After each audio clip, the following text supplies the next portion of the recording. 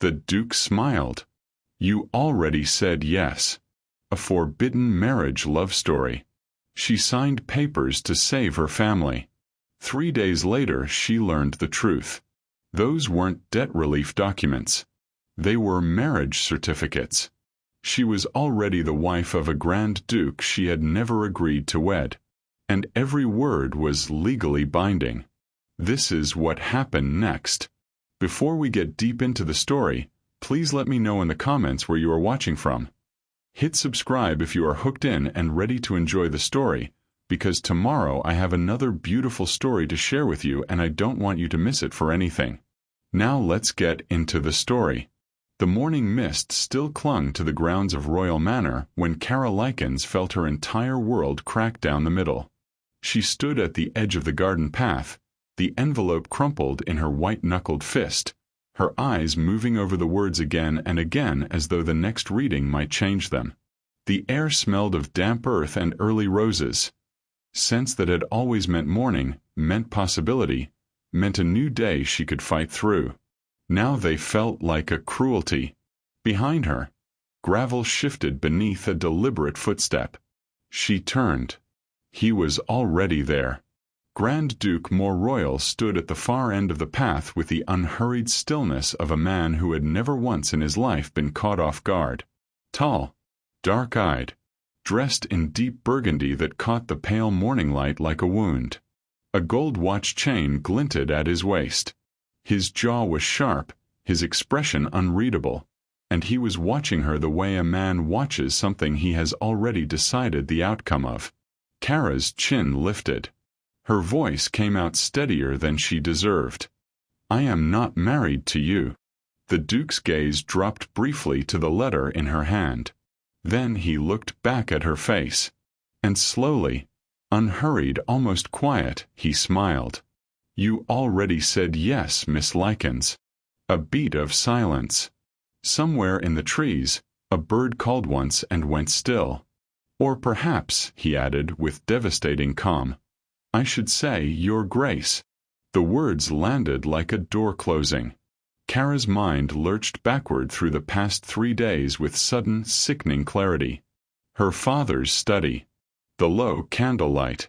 His hands, trembling, she had thought from exhaustion, from the shame of debt finally reaching his throat. The papers slid across the desk without ceremony, without explanation, without a single sentence she had thought to read past the first line. Just sign, Kara. It will save us. I promise you it will save us. And she had signed. Of course she had signed. She always signed. She always sacrificed. She always found a way to hold what was left of her family together with both bleeding hands and called it love and did not once ask what it was costing her. Now she knew. This is a fraud, she said, her voice low and precise as a blade. You arranged this while my father was desperate, while he had no other door to walk through. More Royal stepped forward along the garden path, not quickly, not threateningly, but with the quiet inevitability of a tide, and for the first time, standing close enough that she could see the fine lines at the corners of his dark eyes, Kara noticed something she had not expected. He looked exhausted. Not guilty.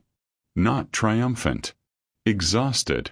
As though this, all of this, was the latest in a very long line of things he had done because they were necessary, and necessity had long since stopped feeling like a choice. The pen had felt heavier than it should have. Kara remembered that now, standing in the garden with the letter shaking in her fist, remembered the strange reluctance in her fingers as she had pressed the nib to paper. She had dismissed it. She was tired. She was always tired.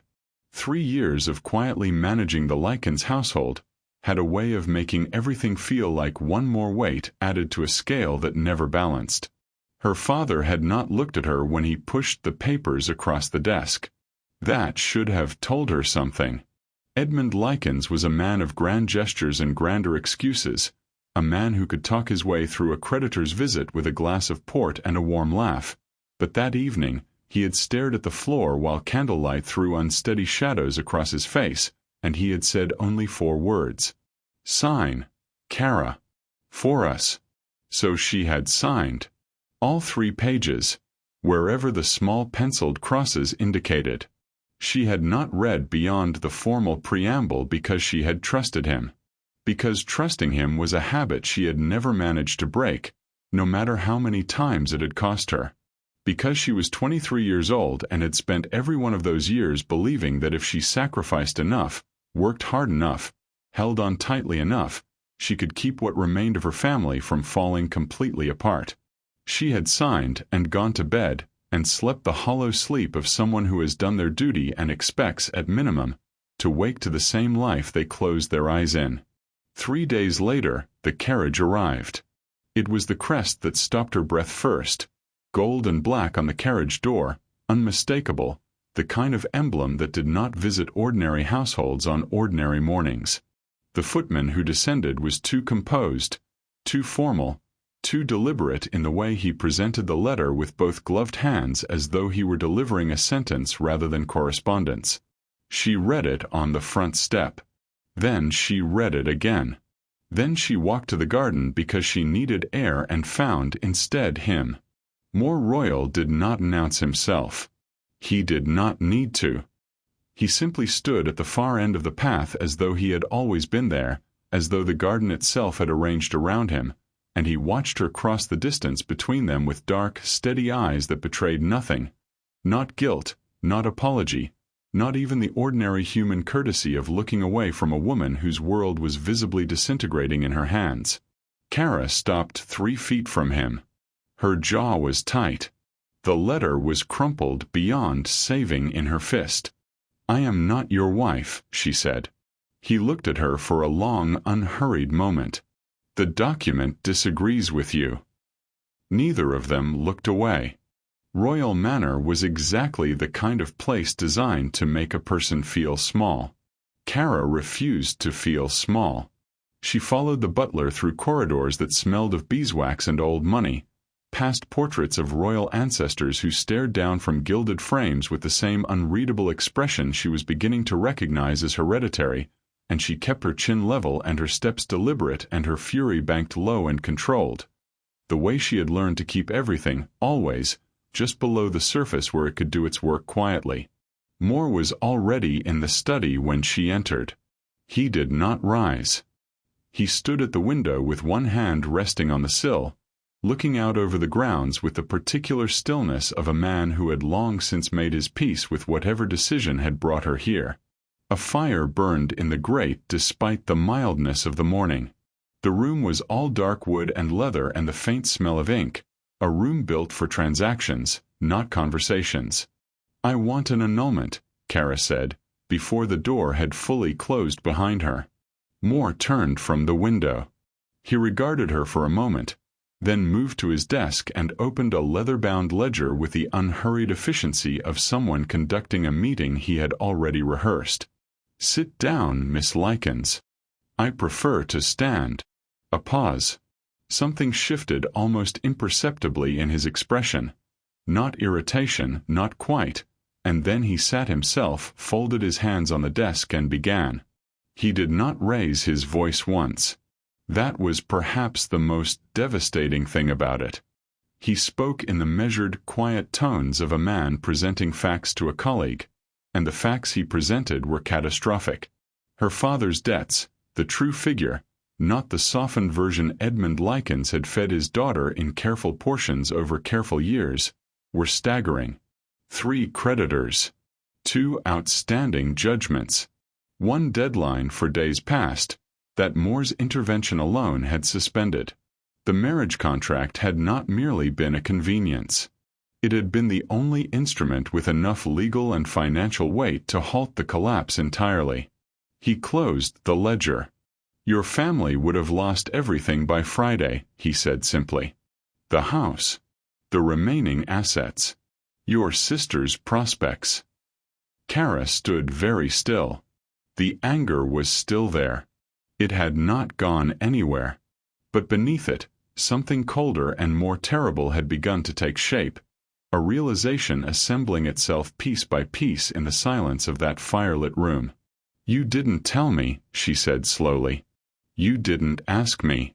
It simply did not occur to you.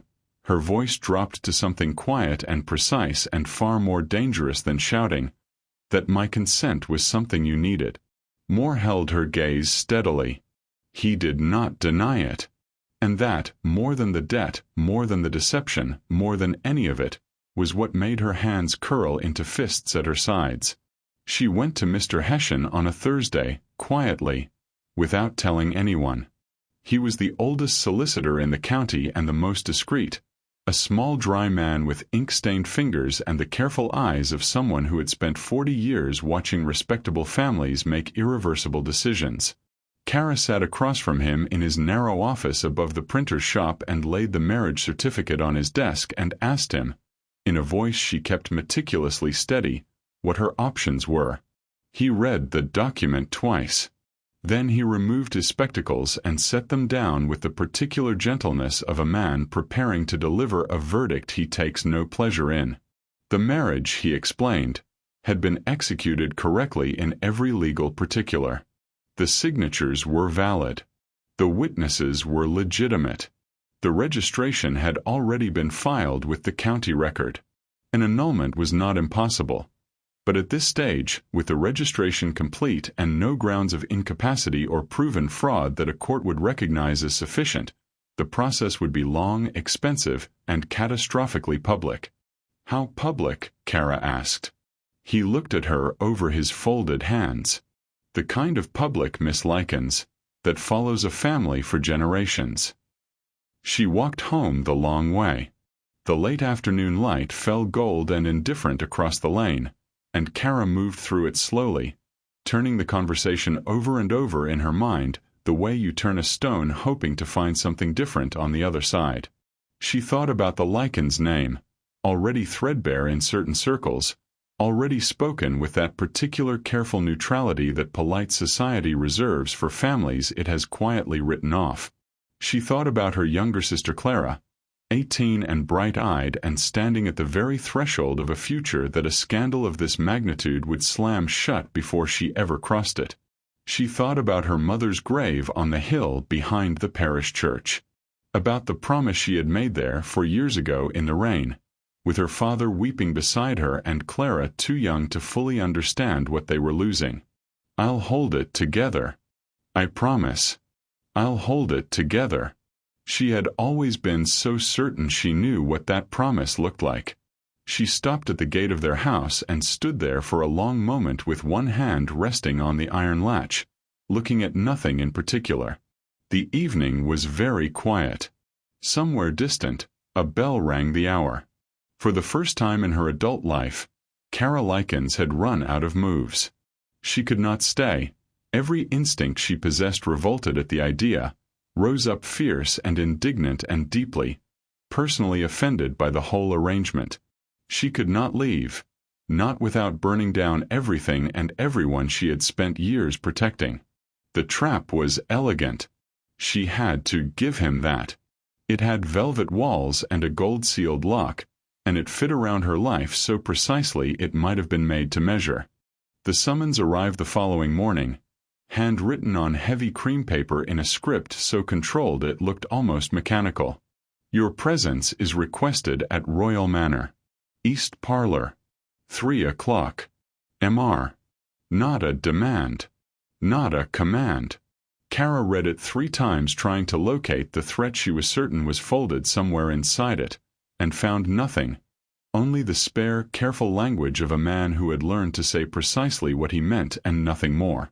She went, because she had run out of reasons not to, and because some quiet, stubborn part of her refused to let Moore Royal believe she was afraid of him. The East Parlor was nothing like the study. Where the study had been built for authority, dark wood, cold surfaces, the deliberate architecture of a room designed to remind visitors of their position, the parlor was warm. Amber lamplight pooled across Persian rugs and gathered in the corners like something living. A fire burned low in the grate. 2 chairs had been arranged near it at an angle that suggested conversation rather than confrontation, and on the small table between them sat a tea service that had not been touched. Moore was standing when she entered. He did not sit until she did, a courtesy so automatic she almost missed it. He spoke without preamble. She could leave, he said. If that was her decision, he would not contest it, would not pursue legal recourse, would ensure the separation was handled with the maximum possible discretion. He could not guarantee what society would make of it. That was beyond anyone's control. But he would not be the instrument of her ruin. Or she could stay. If she stayed, the Likens' debts would be cleared in full, every outstanding judgment settled, the house secured in her sister Clara's name so that no future circumstance could touch it. Kara herself would have genuine authority over Royal Manor's household. Not a ceremonial title, but real management, real decisions, real consequence. He would not require her affection. He would not pretend the circumstances of their marriage were anything other than what they were. What I am offering, Moore said, is a partnership. Honest, if nothing else. Kara watched him from across the firelight. She had come prepared for leverage, for subtle manipulation dressed in reasonable language, and instead she found herself studying a man who was delivering terms with the careful precision of someone who expected to be refused, and had decided to be truthful anyway. There were shadows beneath his eyes again. That same exhaustion she had glimpsed in the garden, beneath the composure, behind the unreadable dark gaze. It struck her suddenly and with uncomfortable force. More royal, who controlled everything, who had arranged her entire future without a second thought, who moved through the world with the unhurried certainty of a man who had never wanted for anything, had not once, in this entire conversation, mentioned what he wanted. She was not sure he knew. She found him in the garden. Not the grand, manicured grounds of Royal Manor, but their own small garden. The one her mother had planted and Kara had maintained ever since. The one with the crooked stone bench and the rosebush that bloomed every June without fail regardless of how little attention it received.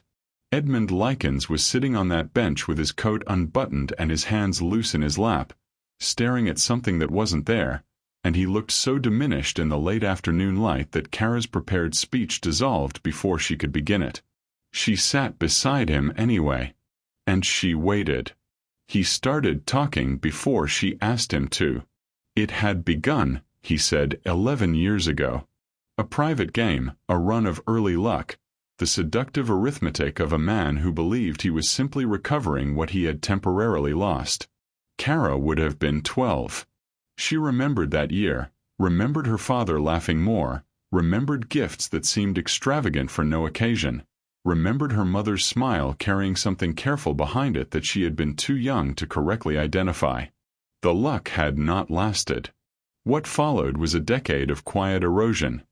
Debts repaid with new debts, lies constructed to support older lies, assets quietly liquidated and absences quietly explained, and the steady, incremental dismantling of everything the Likens family had been built upon.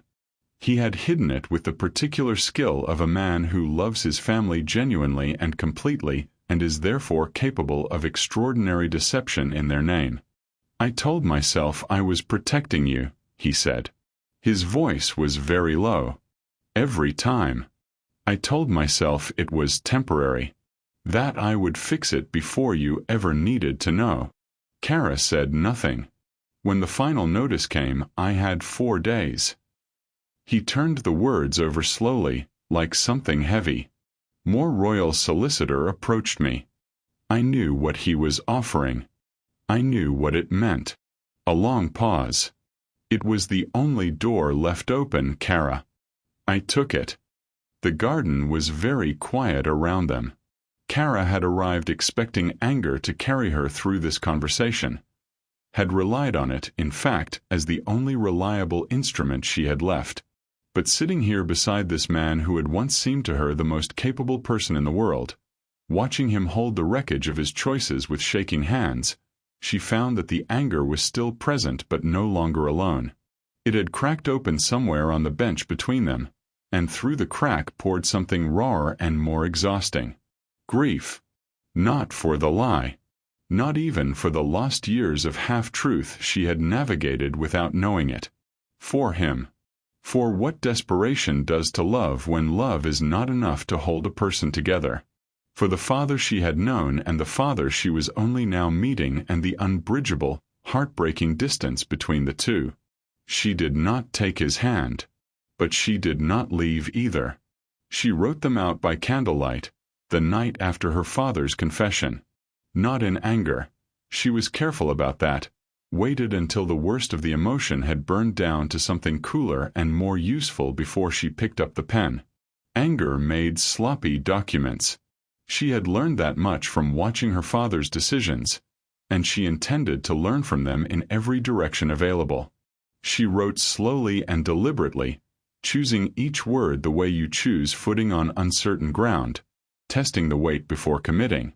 When she was finished, she read it back twice, made 2 small amendments, and copied it clean onto fresh paper in her steadiest hand. Then she folded it, slept 4 hours, rose before the household, and ordered the carriage.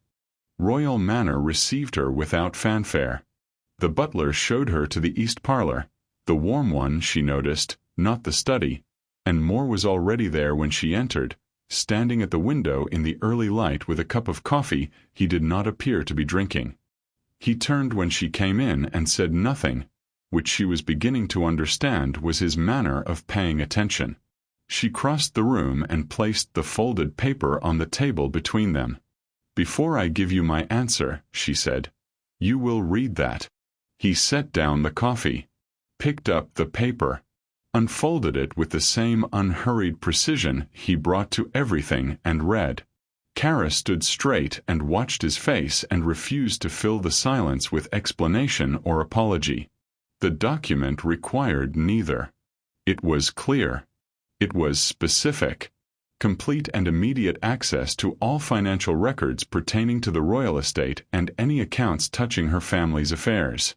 A legally protected allowance for Clara, secured independently, untouchable by any future circumstance. An absolute prohibition on deception of any kind in either direction, from this day forward. And full unqualified autonomy over her own movements, decisions, and daily life. Not as a courtesy, but as a written binding condition of her continued presence. Moore read to the end. Then he read it again. The fire settled in the grate. Outside, the morning was brightening slowly over the grounds. When he looked up, something in his expression had shifted. Something subtle enough that she might have missed it if she hadn't been watching so carefully. It was not the measured tolerance of a powerful man humoring a lesser demand. It was not irritation held politely in check. It was something quieter than either of those things. Something that sat behind his eyes like a door opening in a room long kept shut. He reached for the pen on the side table without a word, turned to the final page and signed. Kara looked at her name beside his on the document, her terms, her conditions, her handwriting, and felt something settle in her chest that was not happiness exactly, but was solid and was hers. This marriage would not define her. She had just defined it herself. The accounts were a disaster. Not obviously, that was the insidious thing about it. On the surface, Royal Manor ran with the polished efficiency of a household that had never known anything less than perfection. The floors gleamed. The silver was immaculate. Guests, had there been any, would have found nothing to remark upon. But beneath that seamless exterior, in the ledgers that the head steward Mr. Graves presented to Kara with barely concealed reluctance on her third morning, the numbers told a different story entirely.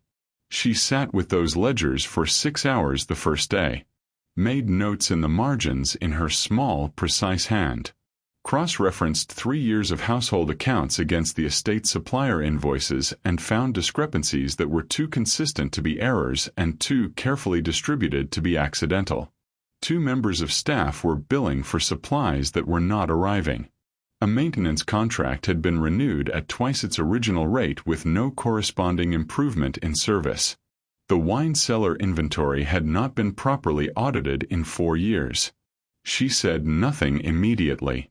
She finished her notes, closed the ledgers, and spent the following day walking every room of the manor with the quiet thoroughness of someone who intends to understand a thing completely before she moves it. By the end of the week, she had moved several things. Mr. Graves was reassigned to duties that kept him away from the accounts. 2 members of staff received a precise private conversation with Kara that left them in no doubt about what she knew and what the consequences of continuation would be. New supplier agreements were drafted. An independent audit of the wine cellar was commissioned. A household budget was drawn up, transparent, structured, and distributed to every department head with the calm expectation that it would be followed. The manor shifted around her like a tide finding a new direction. She could feel it, in the way the kitchen staff began to anticipate her morning rounds, in the way the housekeeper Mrs. Alton started bringing questions to Kara rather than leaving them to accumulate, in the almost imperceptible straightening that occurred when she entered a room. Not fear. Something more like the particular relief of a household that had been waiting, without knowing it, for someone to simply take hold. Moore said nothing about any of it. But she noticed him noticing. He appeared at the edge of her awareness with increasing frequency, in the corridor outside the accounts room when she finished late, at the far end of the dining table over quiet breakfasts, once in the doorway of the library where she had spread 3 years of supplier contracts across the reading table and was working through them methodically in the lamplight. He never interrupted, never commented, never offered the kind of condescending approval that would have made her want to overturn the table. He simply watched. And in his dark, steady eyes, beneath the composure that she was slowly learning to read like a second language, something was quietly, irrevocably changing.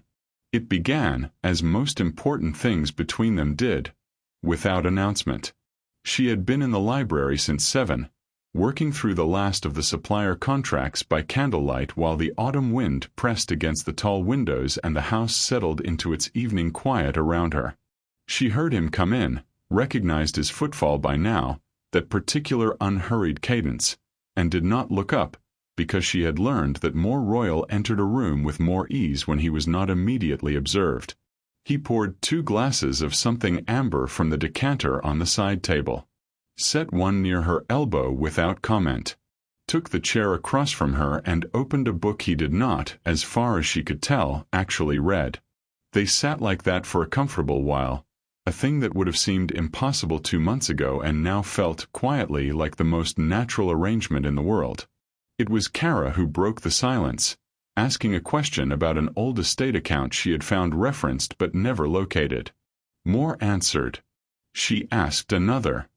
He answered that too, and then kept talking, slightly past the boundary of the question, and she recognized the particular quality of that overflow, had felt it herself on certain exhausted evenings, the way words will escape their container when the container has been too full for too long. She set down her pen and listened. He had been 19, he said, when his father died. Not unexpectedly. There had been an illness, a slow one, but the knowing had not made the night itself any less absolute.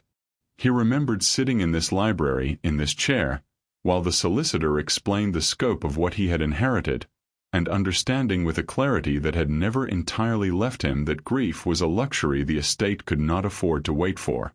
So he had not grieved. He had worked.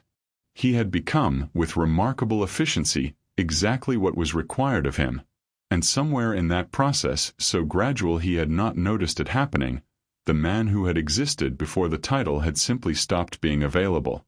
I don't say this for sympathy, he said, and the candlelight caught something raw and careful in his expression. I say it because I think you should understand what you are living alongside. Kara looked at him across the warm, quiet room, this composed, impossible, exhausted man who had just handed her the most unguarded thing she had ever seen him hold, and felt the last of her careful distance dissolve into something she had no suitable word for. She did not tell him she was sorry. He had not asked for that, and he deserved better than reflexive comfort. I know what it is, she said simply, to hold everything together so long you forget you are allowed to put some of it down. Moore looked at her. Really looked, the way he rarely permitted himself. Outside, the wind moved through the trees. The candles burned low between them, and two people who had begun as adversaries sat in the particular silence of those who have, without planning or permission, become essential to one another. Clara arrived on a Friday with 2 trunks, an opinion about everything, and the particular energy of a person who had not yet learned that life was supposed to be exhausting.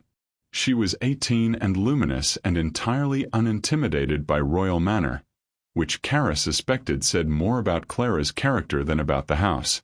She admired the portraits with genuine enthusiasm and corrected the butler's pronunciation of a French dish at dinner without a trace of self-consciousness and laughed, freely and without apology, in rooms that had apparently forgotten what the sound was for.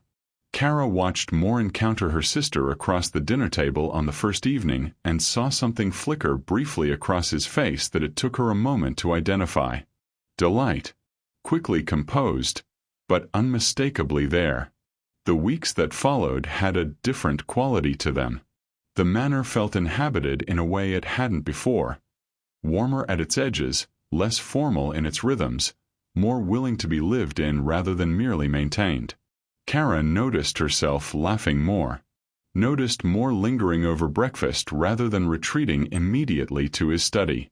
Noticed the 3 of them falling into the kind of easy evening company that cannot be manufactured or arranged and arrives, when it arrives, as an unexpected gift.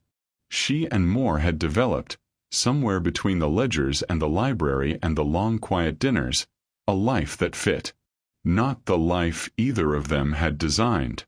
Something better than that, something organic and unplanned and therefore entirely real, the way only unplanned things can be. She was not certain when she had stopped resisting it. She was not certain it mattered. It was a Thursday evening in late November when he stopped walking. They had fallen into the habit of a turn around the garden after dinner when the weather permitted. Nothing ceremonial. Simply movement and air and the particular ease of conversation that happens alongside something rather than face to face. The first snow had not yet come, but the cold had, and their breath made small clouds in the darkness, and the gravel was the same gravel it had always been beneath their feet. Moore stopped at the far end of the path, the same spot where he had first smiled and told her she had already said yes. Kara stopped beside him and looked up and saw, for the first time since she had known him, that his composure was not entirely intact. Something beneath it was present and visible and quietly, carefully terrified. "I did not plan to love you," he said. His voice was low and steady, and it cost him something to keep it that way. "I want you to know that it was not part of any arrangement." The garden was very still around them. Kara looked at this man, commanding and scarred, impossible and real, standing in the cold dark holding the most unguarded sentence of his life in both hands, and felt the last of what she had been holding against him dissolve into something warm and certain and no longer frightening. "I know," she said quietly. "Neither did I." His hand found hers in the darkness. Neither of them looked away. Spring returned to Royal Manor like a promise kept. The gardens came back first, the roses along the east path, the lavender borders Kara had replanted in February with the quiet determination she brought to everything worth doing, the old oak at the far end of the grounds that had apparently been blooming every April for 200 years and required no encouragement from anyone. The accounts were healthy. The staff moved through the halls with the particular settled confidence of a household that knows itself to be well run and valued. Laughter had become, somewhere over the course of a long winter, a regular feature of the rooms rather than an interruption of them. Clara was engaged. She had announced it on a Sunday in March with characteristic lack of ceremony, simply appeared at breakfast wearing a ring and an expression of incandescent happiness and allowed the ensuing conversation to unfold around her like music. He was a young solicitor from the next county, earnest and steady and entirely besotted, and Kara had liked him immediately for the way he looked at her sister as though Clara were both surprising and inevitable. Moore had shaken his hand with genuine warmth and later, when Clara had gone to write letters and the solicitor had gone to compose himself, had quietly arranged to have the young man's practice introduced to several of the estate's ongoing legal requirements. He had mentioned this to Kara only in passing. She had looked at him across the dinner table and felt something in her chest perform the same quiet movement it had been performing with increasing frequency since November. Her father came on Sundays. Edmund Likens arrived each week a little earlier than the last and stayed a little longer, and the man who came through the gate was quieter than the father Kara had grown up with. Smaller in his presence, more careful with his words, more genuinely attentive in the way of someone who has recently taken full inventory of what his inattention has cost. He and more had reached, through some wordless male negotiation Kara had not been present for, a cautious and apparently functional understanding. He was trying. She could see it in every measured, effortful Sunday, and she was choosing, week by week, to let that be enough. It was an afternoon in late April when Moore found her in the East Garden. She was standing among the roses with her face turned toward the light and her hands loose at her sides, doing nothing in particular, a thing she was only recently learning to do without guilt. She heard him cross the gravel and felt his hand settle warm at the small of her back, and he stood beside her and looked out over the grounds and said nothing because nothing was required. The world felt, in that moment, exactly the right size. Kara thought about the pen in her hand 11 months ago. The papers she had signed without reading. The envelope that had crumpled in her fist. The man at the end of the garden path with his unreadable eyes and his slow, devastating smile. You already said yes. She had not chosen this marriage. She had been maneuvered into it, cornered by circumstance and her own relentless love for people who needed her, and there was no version of the story where that was not true. But she had chosen him. In the East Parlor with her list of terms. In the library with the candles burning low. In the garden in the cold dark when he had stood there holding his own heart carefully in both hands and trusted her with it. She had chosen him every day since, in 100 small and irreversible ways.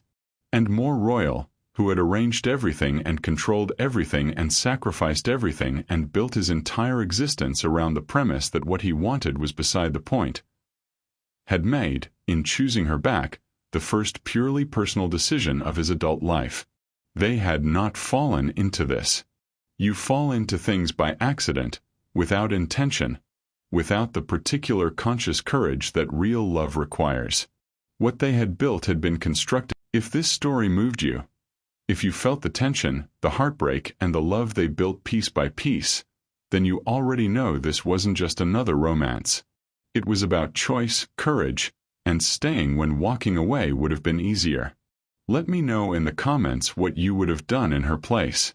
Would you have stayed, or left? And if you enjoy emotional, dramatic love stories like this, make sure you like this video and subscribe to the channel. There's so much more coming, and you don't want to miss the next story. I'll see you in the next one.